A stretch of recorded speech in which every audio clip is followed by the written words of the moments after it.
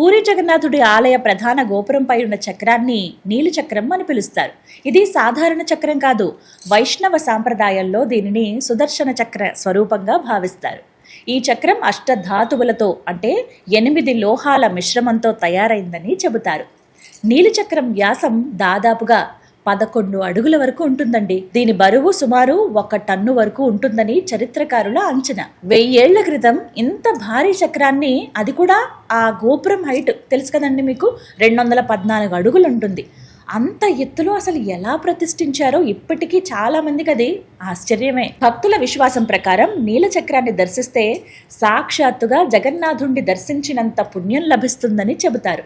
అందుకే పూరికి వచ్చిన చాలా మంది భక్తులు ముందుగా నీల చక్రానికి నమస్కరించుకుంటారు. నీల చక్రం గురించి ఎక్కువగా చెప్పుకునే విశేషం ఏంటంటే, ఆలయం చుట్టూ ఎక్కడి నుంచి చూసినా చక్రం మన వైపే తిరిగి ఉన్నట్లు కనిపిస్తుంది. దీనిని భక్తులు జగన్నాథుడి మహిమగా భావిస్తారు. నిజమే, నాకు కూడా అదే భావన కలిగింది. మీరందరూ పూరి వెళ్ళారా?